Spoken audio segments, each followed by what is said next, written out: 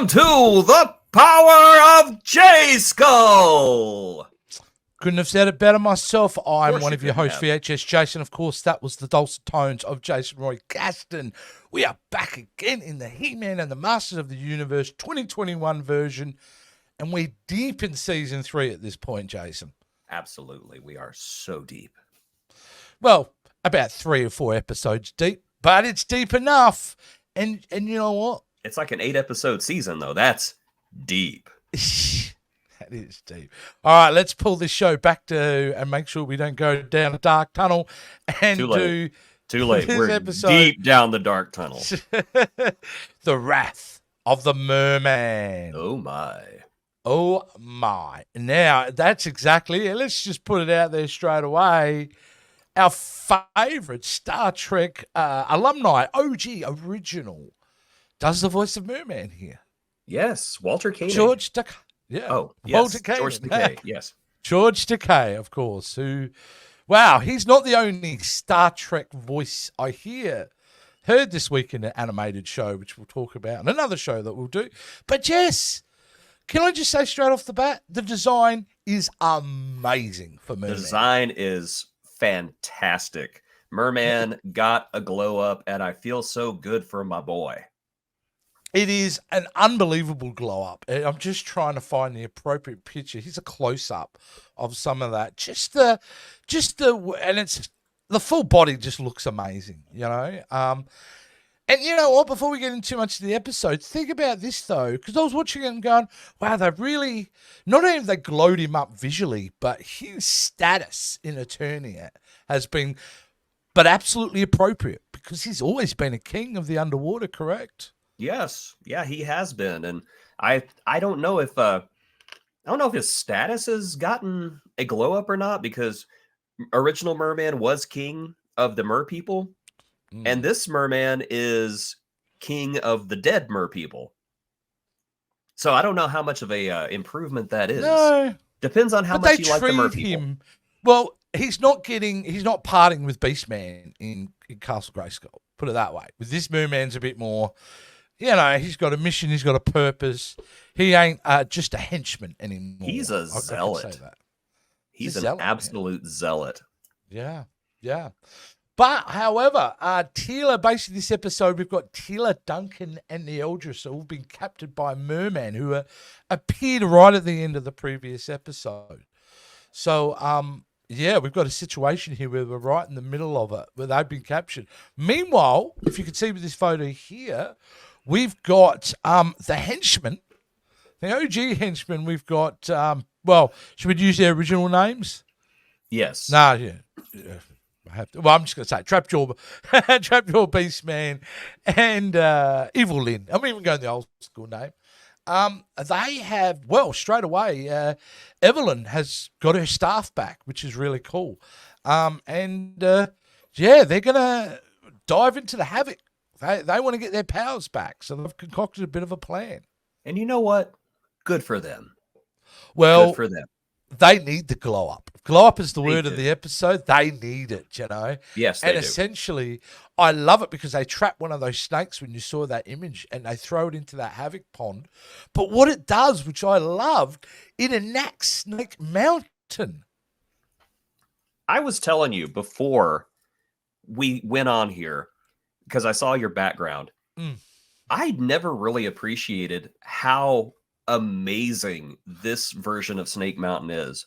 But it is. It's gorgeous. It's gorgeous, and it looks like a dangerous place. I mean, look, that snake has Yes. murder on its eye. It's got Yeah. murder in its eyes. It's got murder on its mind. Hmm. The big murder snake on Snake Mountain. So basically, Evelyn has unleashed the Havoc. So, and now, they're feeling better now. Yes. Though there was a scene just before. I do love the girl that's Triclops' kind of drone or just meat vessel. We'll call her a vessel is meat nice, vessel. I just love her. I just really love the fact that even though she's controlled most of the time, when she takes it off, she's still cool with everything. Which she's just trying to get through life. That's all. Aren't we all? it's just- She is us. She's us. She's just trying to get through life, and she makes the observations we all wonder, like, how are you going to get that thing out of here? Yes, that's exactly what I go. The Dreadwing. Cool name. Cool name. Yes. It's a name that is worthy of the Masters of the Universe alumni names. It's I want to Dread. say that's based on a vintage toy, but I'm not Yeah. sure.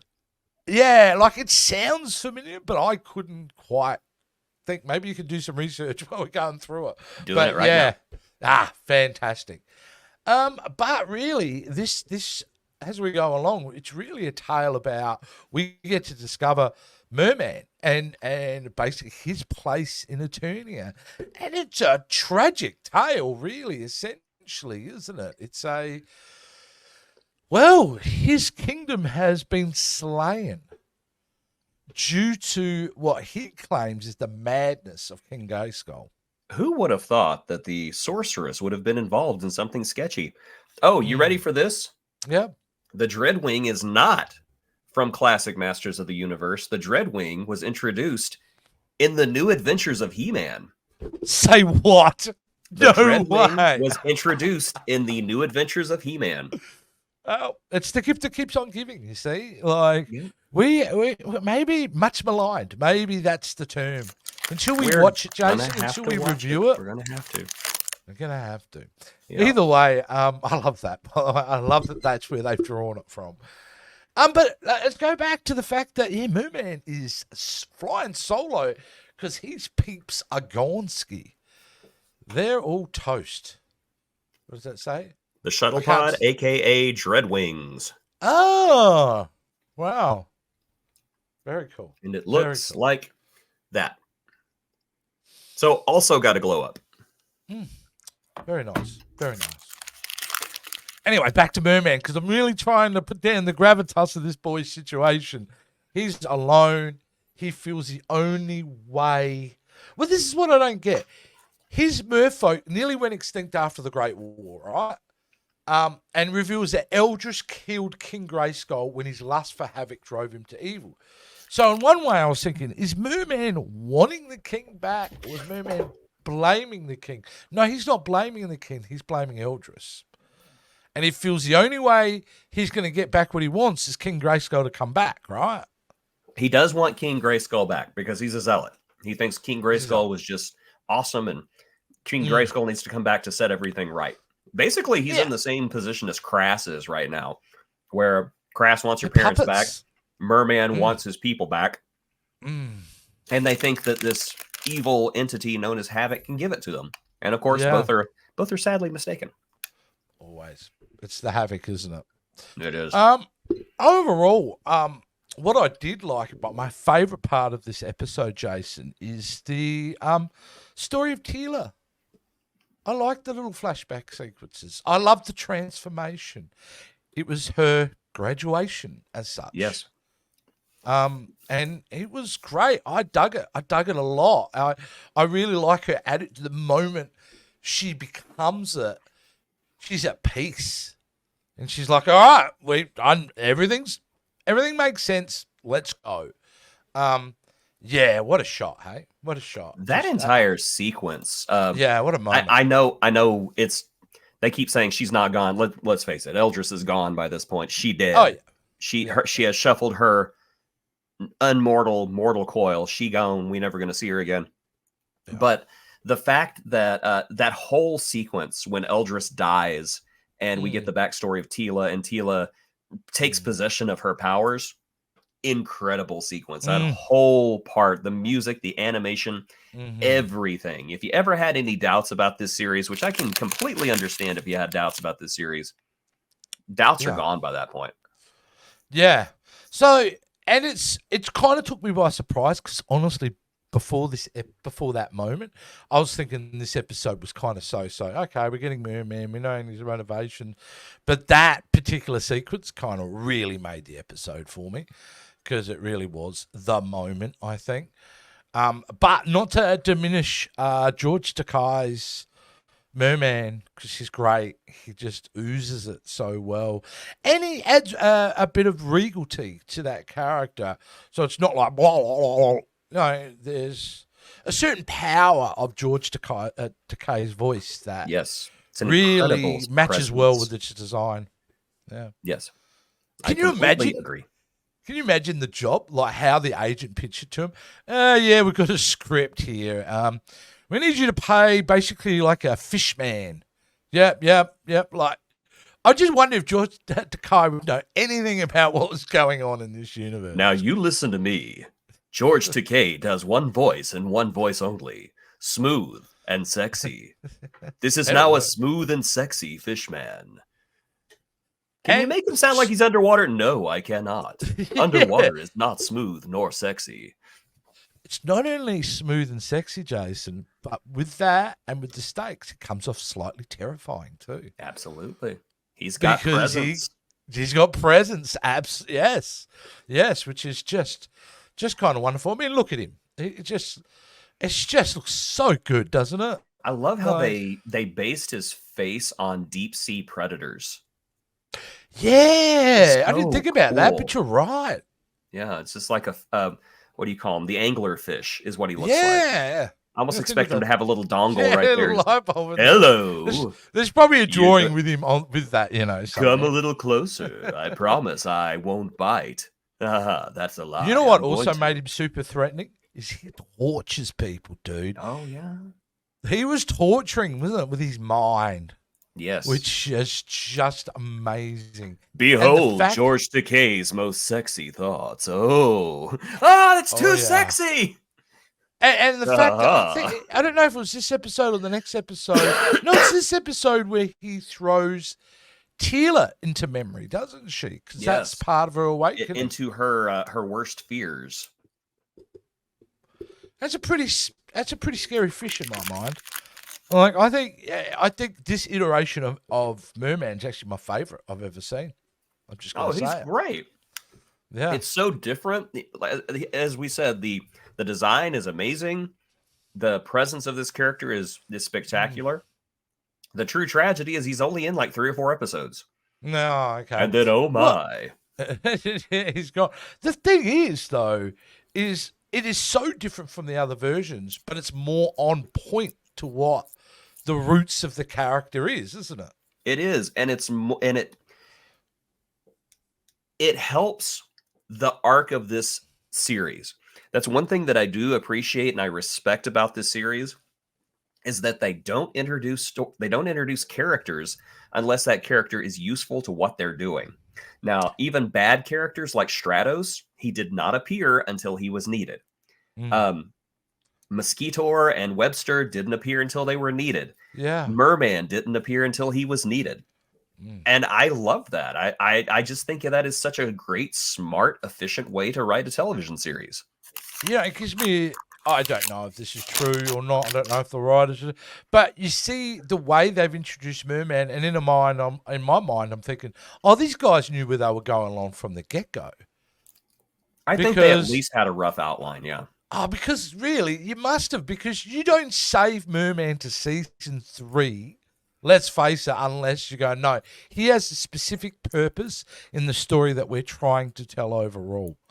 Because it would have been too tempting just to bring him in earlier, because he's one of the OGs. It's traditional. In fact, he was part of the first line of toys, wasn't he? That first 6. Yeah, he was. But yeah, I'm right there with you. That would have been, if I was a writer for the show, that would be one of the first things I'd do is, okay, Merman, Trapjaw, we got to have all these guys at the very beginning. I appreciate the restraint that they showed. Yeah. Even the ones that they put in the very beginning were there for a reason, because they had to be the antithesis of a character that had already been established. 100%. I also love that Merman was the only one who could see the ghost of Skeletor. Yes. And really, like when it first kind of happened, it took me about half a second, but I'm like, oh, wow, this is their first interaction. And they come off verbally like there's no subordinate hierarchical thing happening here. They're on even keel, Jace. Yeah, both of them think they're in charge and both of them are right. Yeah. So that's why I think I love Merman. And this episode really is about that, you know? Oh, my. Is that a bone in your chest, or are you just happy to see me? I couldn't resist. What do you think Skeletor would say in return, though, Jason? I'm happy to see you. let's face it, Skeletor is a member of the Rainbow Mafia. He is. I have no way to back that up, but I think Skeletor would be an ally. Skeletor, even like, I think it's this episode. No, it's the next episode. He's able to stay so sinister and then say a really kind of funny line, almost fourth wall breaking line, and yet still keep it absolutely tonally perfect. Again, more platitude has to go to this voice actor. He's a guy that I always say, Jason, like, meeting celebrities, yeah, I'd like to, but it's not a big deal for me. No, I really want to meet that voiceover artist because he's brilliant. He's brilliant. I'd love to put a face to I haven't looked it up, but I'd love to put a face to that version of Skeletor. But really, Alan Oppenheimer will always be the OG Skeletor. Always, always, always. But I do appreciate how this voice actor took Alan Oppenheimer's work, honored it, but made something of his own out of it. I think that is so hard to do. And this voice actor that's an artist, right? That's a voiceover artist that can do that. That's skill. Not anyone could just come in and do that. So, phenomenal work. Phenomenal work. In what was not a super eventful episode, but was at the same time. Didn't feel large in scale, but some big things happened in the episode. So, overall, I quite enjoyed The Wrath of Merman. I left that episode thinking, thank you that I get to watch the next episode, because at this point, every episode's a cliffhanger, right? Yes. Benjamin Diskin, by the way, is the voice actor. And yes, Benjamin, looks like you're such incredible, a nice guy. Mate. You're incredible. He looks like such a nice guy. I don't know. He looks like a very, Dude, you are the man. You done a great work. Job. Yes. Yeah. Fantastic. Like, no offense to Mark, because we love Mark, right? Who doesn't love Mark? He's a legend. But if they had moved that voiceover actor into Kevin Smith's version, would not have a problem with that at all. I wouldn't either. No, again, absolutely no disrespect to Mark, but so Ben Dixon was his name. I like Benjamin Diskin better. Yes. Sorry. Yes. Sorry. Mark was doing the Joker.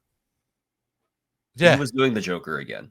And that's fine. And why not? Why not? Like, at this point, it's just almost like his second phase of his career. He built a career off that voice.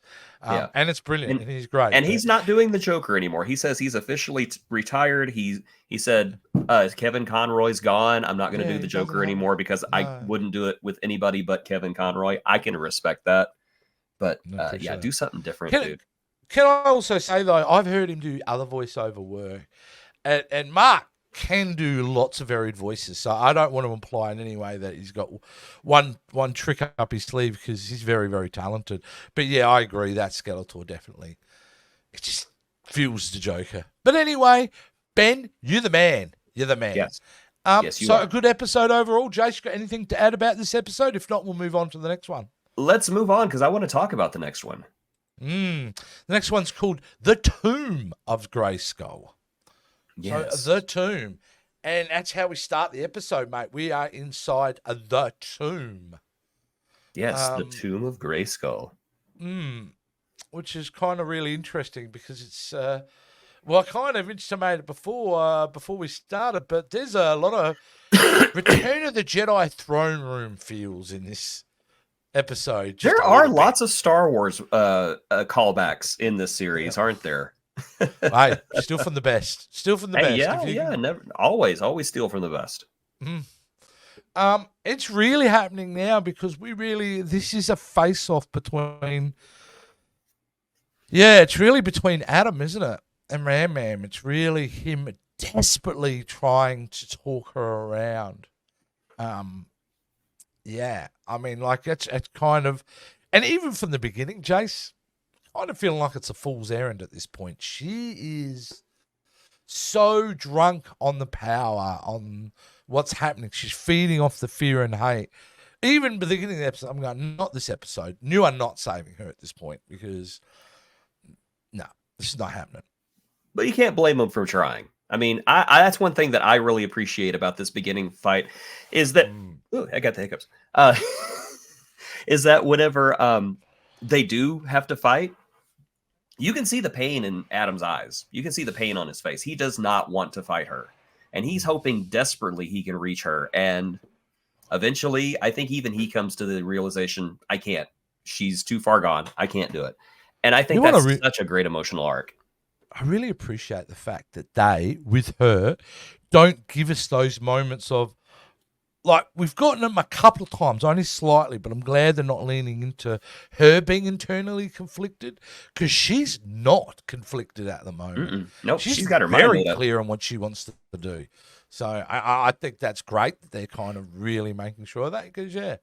So that's what's happening inside the tomb, but what's happening outside the tomb is a whole new kettle of fish, and to lead into our man. Our man is back, and he's bioluminescent too. It's so cool. But he is not the nicest guy at the moment in the beginning of that episode, because he's torturing Randor, Battle Cat, Duncan. Like, he is mind. I want to say a different word, but he's mind doing something with their heads. Mind fudging. He's mind fudging. Yeah, mind fudging. I like that. Mind fudging. So that's what's happening out there. So, meanwhile, this episode has set you up to go, our heroes are in the worst possible position. Yeah. We're not worst possible position, but it ain't going well. Not at all. No. So basically, He-Man attempts to keep Randor and Skeletor from stealing King Grayskull's body. Now, what's the deal with King Grayskull's body? Why is that so important, Jace? Because Skeletor needs it to come back to life. He needs Grayskull's bones. And he has a nice little moment, one of those jokes. Skeletor gets a nice little moment when I was waiting to make a Shakespeare joke, but I suppose the visual is Shakespeare enough. Yeah, it's fine. Yeah, he said something about bones. I can't quite remember what the joke was, but it was music. Every time he says something like that, I laugh. But it's not an easy thing for them, because He-Man is battling, and the only way that Rampage really can get on top of the game is to use that sigil to call all the Snake Men out. That snake sigil. Mm-hmm. On her hip. So she has to call the Snake Men out, which, again, is intimidating enough, right? I mean, if you're He-Man, like, there's like thousands of Snake Men in there. So I'm thinking, he's done for. If only if it was that. Because they call out really a monster that I'm thinking, well, we've seen this type of monster plenty of times, but I like the idea of it. And I thought it was appropriately threatening enough. I think I've got the picture of him here. Check this dude out. Kind of looks like the snake that Jafar turns into in the Disney Aladdin movie, doesn't it? Oh, yeah. Yeah, it kind of does. Wow, that's a callback. Yep. But, you can age us just on that reference. Aladdin is ageless. A lot like me. True. But yeah, we got another character glow up there, because I don't know if you realized that's King Hiss. Yes, that's what I come into my mind, but I'm glad you brought it up.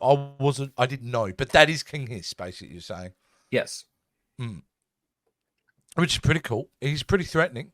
The only reason why I knew that is because it's on the action figure. He's certainly got an appetite, that's for sure. Yes, he does. Because he swallows our hero. Yes, he does.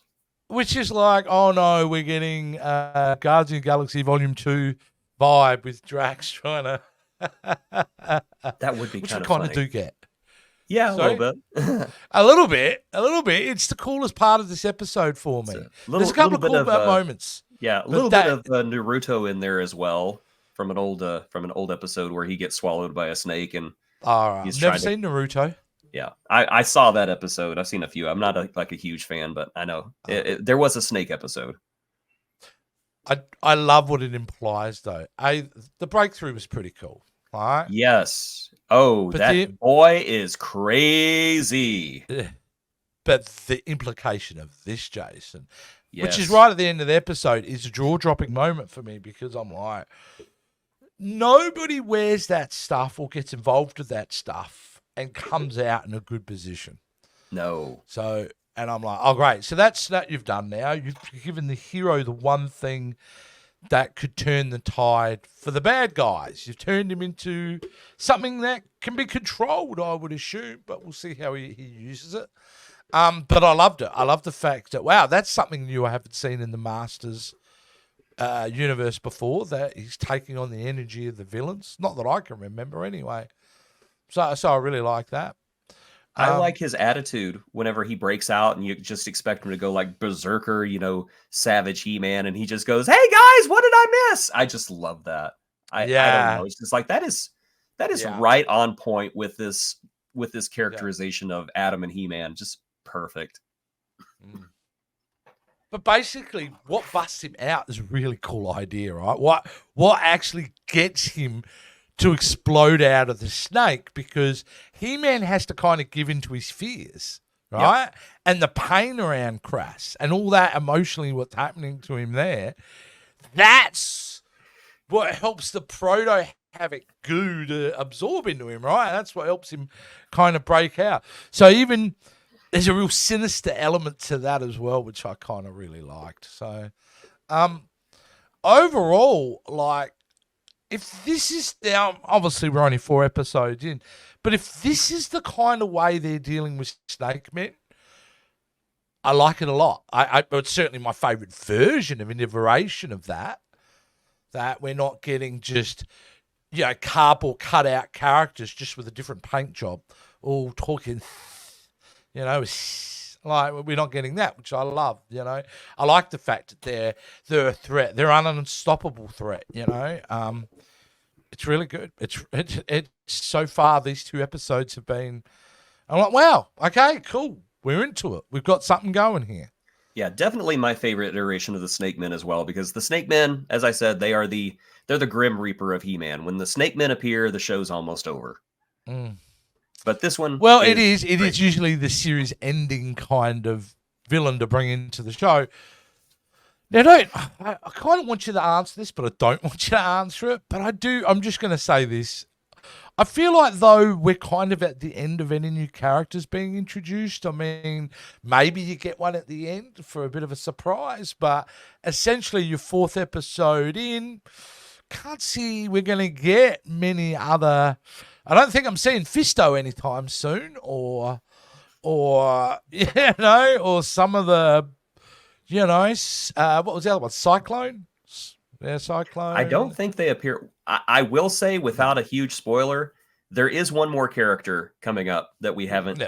We have seen, but we haven't seen in person yet. Oh, okay. So, somebody's coming. Somebody's coming. Yeah, so, again, I reckon some of the kickback to this series has been the lack of throwing every character in there for the sake of it. But like we've discussed earlier on, Jason, they've chosen characters to drive the plot forward.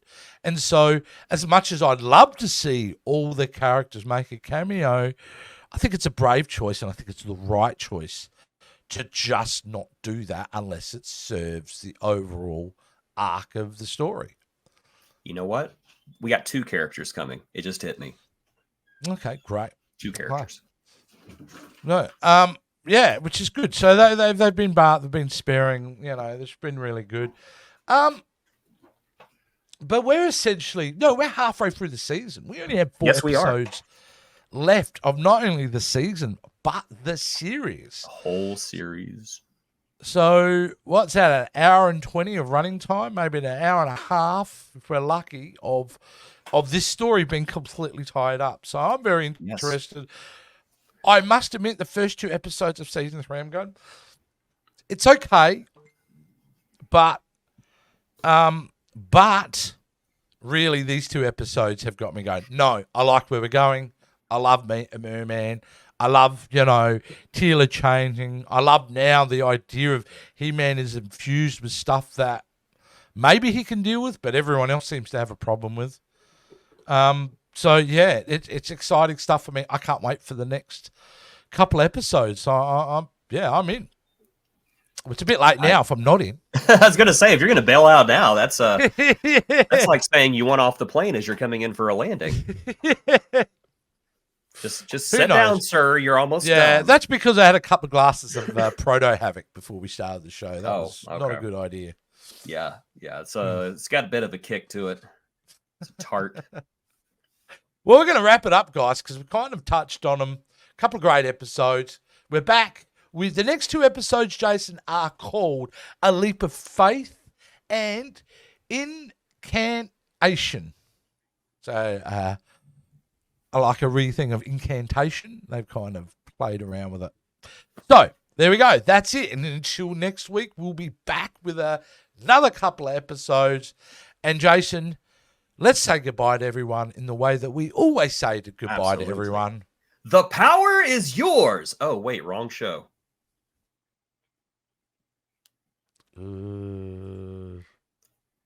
Wait. Again, we rehearsed that 5 times, and you got it wrong then. 5 times. I got the power. Do do do do do do do do do do do do do. I got the power. Do do do do do do. Yeah. We're probably gonna get copyright.